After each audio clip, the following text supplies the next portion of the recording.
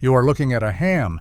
It has been hanging in this smokehouse in Grayson County, Kentucky since October. It is now the following July. 9 months, no refrigeration, no preservatives, no sodium nitrite, no sodium erythorbate, no artificial smoke flavoring, just salt, hickory smoke, and thyme. And it is not just safe to eat, it is better than anything in that supermarket case.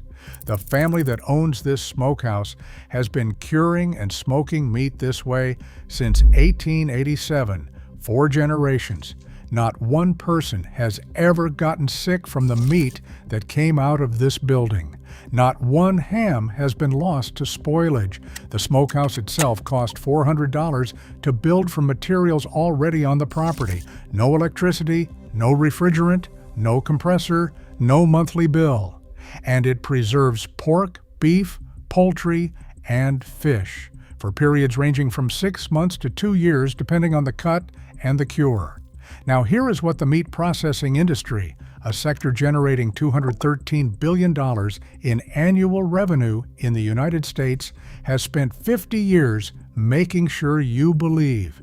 That home meat curing is dangerous. That a smokehouse without a USDA inspector present is a public health risk. That the only safe smoked meat is smoked meat that passed through a licensed processing facility.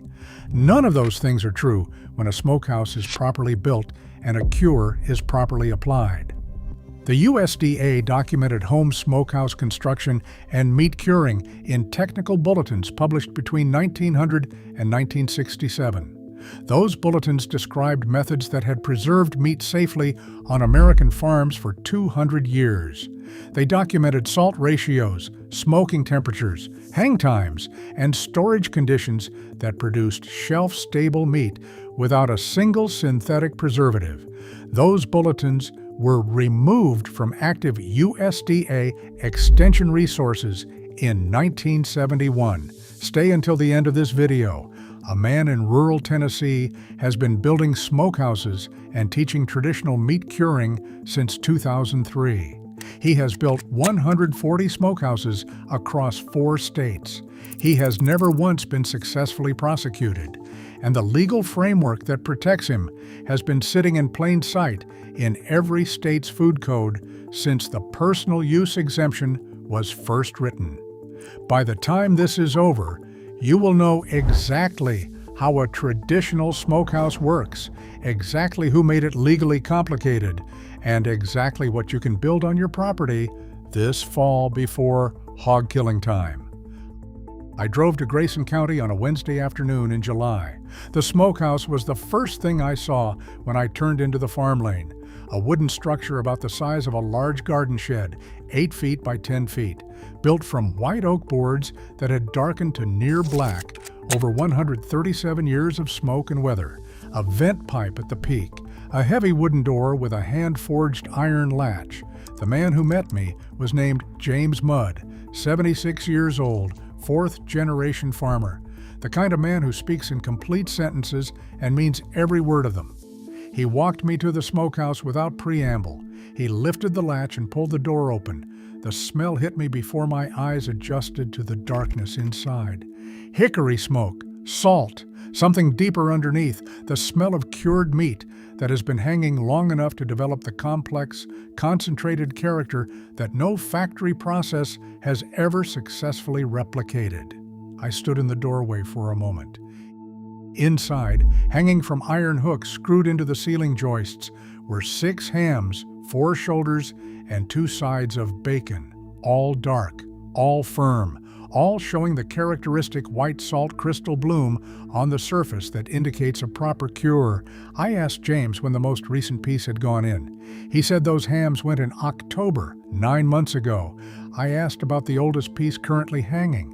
He pointed to a ham in the far corner, darker than the others, smaller. The moisture had been drawing out for over a year. He said that one went in October of last year, 14 months. I pressed my thumbnail into the surface of the nearest ham. Firm, dense, no give. I asked James when his family had last lost a piece of meat to spoilage in this smokehouse. He thought for a long moment. He said his grandfather lost 2 hams in 1953.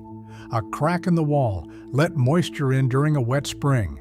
He fixed the wall, and it never happened again. One incident in 137 years. I drove home that afternoon thinking about the $14.99 per pound supermarket ham I had picked up that morning. The ingredients label, the sodium nitrite, the artificial smoke flavoring. Then I started asking why we stopped doing it this way. Here is what is actually happening to a ham hanging in a traditional smokehouse. Meat preservation through salt curing and smoking works through three simultaneous mechanisms, and together they create an environment in which the bacteria responsible for spoilage and foodborne illness cannot survive. The first mechanism is osmotic dehydration through salt. When salt is applied to meat as a dry rub or in a brine, it draws moisture out of the muscle tissue through osmosis. Bacteria require water to survive and reproduce. As the water activity of the meat drops below a critical threshold, typically 0.91 or below, the environment becomes hostile to the primary spoilage organisms, including Clostridium botulinum, Salmonella, and Listeria monocytogenes. A properly salted ham loses between 18% and 25% of its original weight in moisture during the curing period. That moisture loss is the primary preservation mechanism. The second mechanism is antimicrobial compounds in wood smoke. Hardwood smoke contains over 200 identified chemical compounds. The most significant for preservation are phenols, aldehydes, and organic acids, particularly guaiacol, syringol, and formaldehyde. These compounds deposit on the surface of the meat during smoking and create a chemical barrier against surface mold and bacterial growth. The University of Wisconsin Food Research Institute published a comprehensive analysis of smoke compound antimicrobial activity in 2004. Their findings confirmed that phenolic compounds in hardwood smoke inhibit the growth of Listeria monocytogenes, Staphylococcus aureus, and E. coli O157H7 at the surface concentrations achieved in traditional cold smoking. The third mechanism is the physical barrier created by the pellicle. During the smoking process, the surface proteins of the meat denature and form a dense, dry outer layer called the pellicle. This layer is physically resistant to bacterial penetration and moisture reabsorption. It is the reason a properly smoked ham can hang in ambient conditions for months without surface contamination reaching the interior muscle tissue. These three mechanisms, salt dehydration, smoke antimicrobials, and pellicle formation, work together to create a preservation system that has been keeping meat safe for human consumption throughout the recorded history of human civilization. The USDA's 1957 Farmer's Bulletin, number 2138, titled Pork on the Farm, Killing, Curing, and Canning, documented the safety record of traditional farm smokehouse curing across 1,200 farm households in 14 states. The bulletin reported 0 cases of foodborne illness attributable to properly cured and smoked pork over a 20-year survey period. 0 cases across 1,200 households over 20 years. That bulletin was published in 1957. It was removed from active USDA extension resources in 1971. A 2019 study published in the journal Meat Science analyzed the microbial safety of traditionally cured country hams, the same product James Mudd produces, against commercially processed smoked hams. The study found that traditionally cured country hams showed lower surface bacterial counts than commercially processed equivalents at equivalent storage times, lower bacterial counts than the commercial product. That study has been cited 19 times in academic literature. It has never been referenced in a USDA food safety communication. The traditional farm smokehouse did not disappear because it was not unsafe. It disappeared because it was competition, and the meat processing industry that replaced it had the regulatory relationships, the lobbying resources, and the patience to make that competition illegal to sell and culturally associated with danger. The process began in earnest after World War II. Before the war, farm-cured pork was a standard feature of rural American food systems. Families killed hogs in November, cured the hams and shoulders through winter, and ate from the smokehouse through the following year. The knowledge was widespread. The equipment was simple. The product was superior to anything a factory produced. The large meat packers, Swift, Armour, Wilson, and Cudahy, had dominated urban meat markets since the 1880s. But rural families who cured their own meat were not their customers. After the war, as rural populations began moving toward towns and cities, those families became potential customers, but only if they stopped producing their own meat. The first regulatory mechanism was the expansion of the Federal Meat Inspection Act in 1967. The Wholesome Meat Act of 1967 required that all meat sold commercially, including at farm stands, local markets, and direct-to-consumer operations, be processed in a USDA-inspected facility. The stated purpose was food safety. The practical effect was to require that any farmer who wanted to sell cured meat, even a single ham to a neighbor, process it in a facility that cost between $200,000 and $500,000 to build and equip to USDA inspection standards. The American Meat Institute, the trade body representing Swift, Armour, IBP, and Excel, submitted formal support for the 1967 Act's commercial sale provisions. Their combined annual revenue at the time exceeded $18 billion. Every farm that could not afford a USDA-inspected facility was a farm that could not compete with their products. But the 1967 Act did not restrict personal use production. A farmer could still cure and smoke meat for their own household consumption without USDA inspection. The industry needed a second mechanism. It came through the Extension Service. Between 1968 and 1975, the Cooperative Extension Service of the USDA, working with input from the American Meat Institute and the National Pork Producers Council, systematically revised its home meat processing publications. The revisions introduced new language around the risks of home curing, including botulism risk from improperly applied cures, trichinosis risk from undercooked pork, and contamination risk from uncontrolled smoking temperatures. The risks described were real in the context of improperly executed curing. They were not representative of the safety record of properly executed traditional curing, the record documented in the 1957 bulletin that was simultaneously being removed from active distribution. By 1975, the Extension Service's messaging on home meat curing had shifted from instruction to warning. By 1980, most state extension services had stopped publishing home smokehouse construction guidance entirely. The last comprehensive USDA extension publication on farm smokehouse construction was published by the University of Georgia in 1969. It was not updated. It was not replaced. It was allowed to go out of print, while the Extension Service published materials directing farmers to commercial processing facilities for their meat needs. The National Pork Producers Council, whose members included Smithfield Foods, Tyson Foods, and JBS USA, spent $4.2 million lobbying against proposed state-level exemptions for small farm direct meat sales between 2005 and 2015. Their combined annual revenue exceeded $60 billion. Every family that cured its own pork was a family that did not buy Smithfield. The lobbying records are documented in federal and state disclosure filings.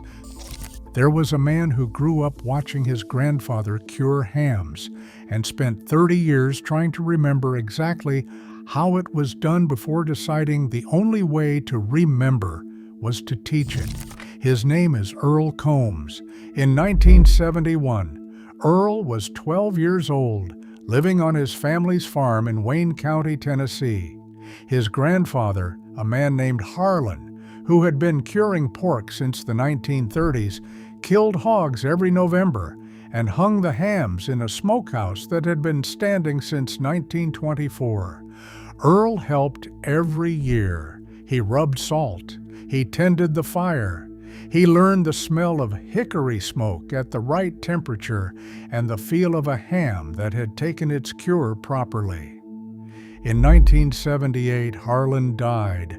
The smokehouse sat empty. Earl went to work, farmed, raised a family, bought his pork at the grocery store like everyone else. In 2001, Earl was 42 years old and standing in a supermarket meat aisle, reading the ingredients label on a package of smoked ham. He told me, and I want you to hear exactly how he said this. I stood there reading that label, and I thought, my grandfather never used any of this. He used salt and hickory smoke and thyme. And his hams were better than anything in this case. And I thought, I watched him do it. I know how to do it. Why am I standing here buying this? He drove home, and he walked to the back of his property, where his grandfather's smokehouse still stood. The boards were sound. The roof needed work. The iron hooks were still in the ceiling joists, dark with 50 years of accumulated smoke residue. He spent 2 weekends repairing the roof and recaulking the gaps in the boards. He killed 2 hogs that November. He cured the hams the way his grandfather had taught him. Salt packed for 6 weeks, cold smoke with hickory for 10 days, hang and age for 6 months minimum. He pulled the first ham in June. He sliced it at his kitchen table. He said, I took the first slice and I just sat there for a minute because it tasted exactly like my grandfather's ham, exactly. And I thought this knowledge almost died with him. I almost let it die. And I thought, I cannot let that happen again. He started teaching the following year. His first class was 4 men in his barn on a Saturday morning in October. By 2005, he was running workshops monthly. By 2010, he had taught over 600 people traditional smokehouse curing. In 2003, he began building smokehouses for families across Wayne, Lawrence, and Giles counties in Tennessee. He has now built 140 of them. I spoke to Earl on a Friday afternoon in November, hog killing time in Tennessee. He was in his smokehouse. I could hear the faint crackle of a hickory fire in the background. I asked him what he thought about the regulatory pressure that had made selling home-cured meat commercially nearly impossible.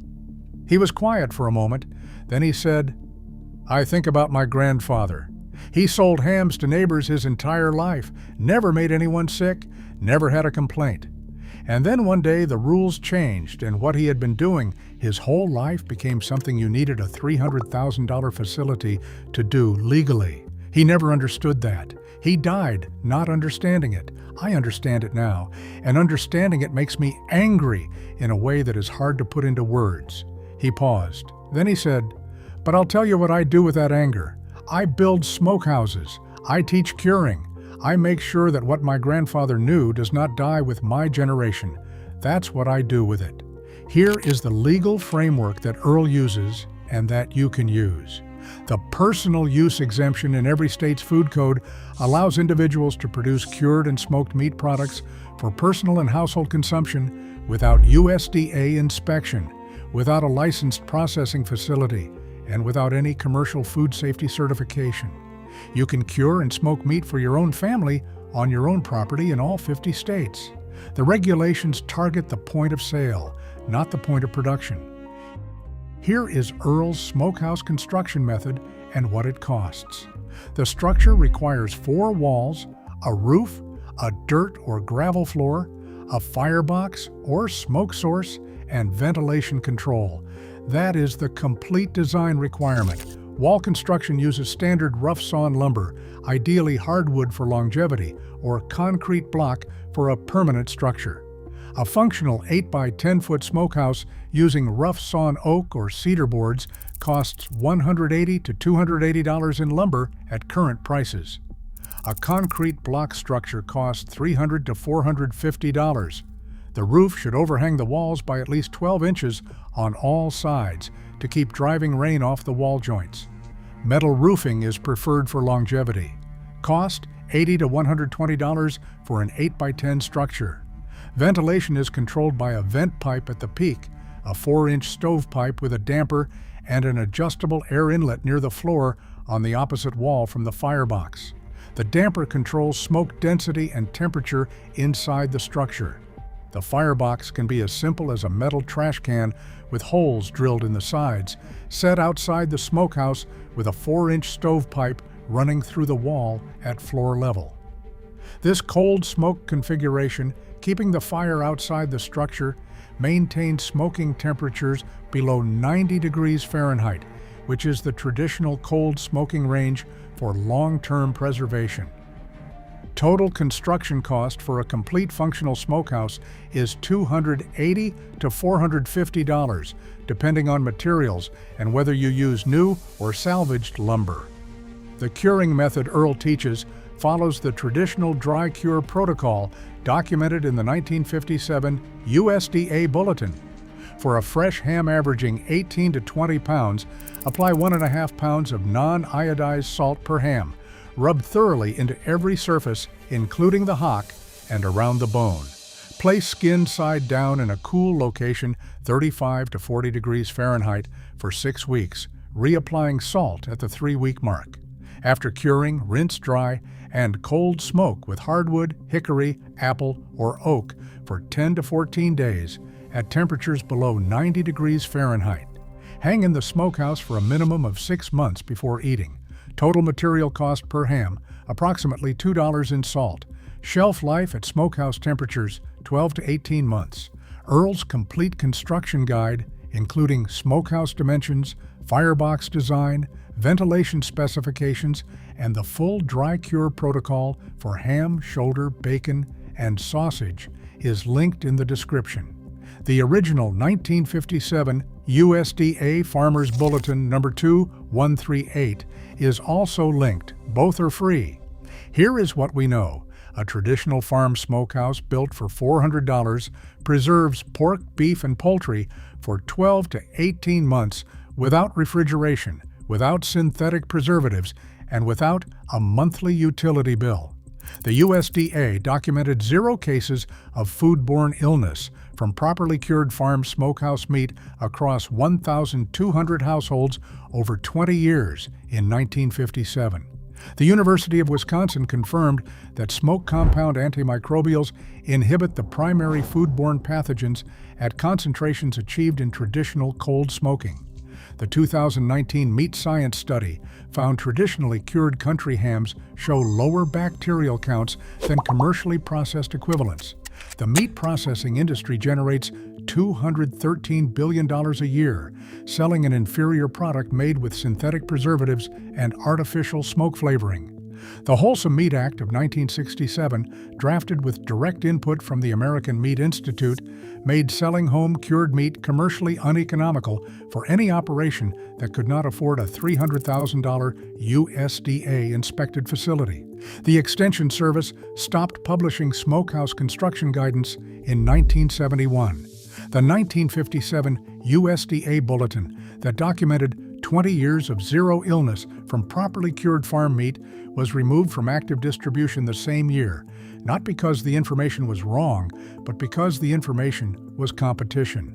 Earl Combs has been building smokehouses and teaching traditional curing since 2003. His guide is in the description. The 1957 USDA Bulletin is in the description.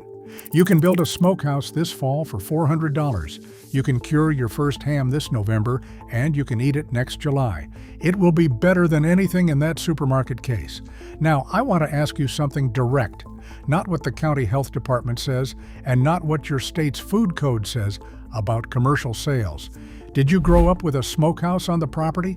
Put that in the comments. The number of men watching this channel who grew up eating home cured ham and who have spent the last 40 years buying an inferior substitute from a supermarket is, based on everything I have seen, larger than anyone in the meat processing industry wants to acknowledge. And the memory of what that ham tasted like, your grandfather's ham, your father's ham, is the exact thing this channel exists to help you get back, one system at a time, one old farmer's solution at a time, one family at a time. If you believe that the knowledge to feed your family well, to cure your own meat, drain your own fields, pump your own water, and heat your own home was not lost by accident, but taken deliberately by industries that needed you to be a customer rather than a producer, you already know what to do. Subscribe, because what we are uncovering next has been building soil on Amish and traditional farms for 150 years, while the chemical fertilizer industry spent 60 years calling it primitive, a compost system that replaced purchased inputs entirely on 400 acres. That built organic matter instead of depleting it. That produced yields matching the chemical alternative at zero input cost after the third year. The agribusiness industry called it old-fashioned. The farmers who used it called it the best decision they ever made. That video is already waiting.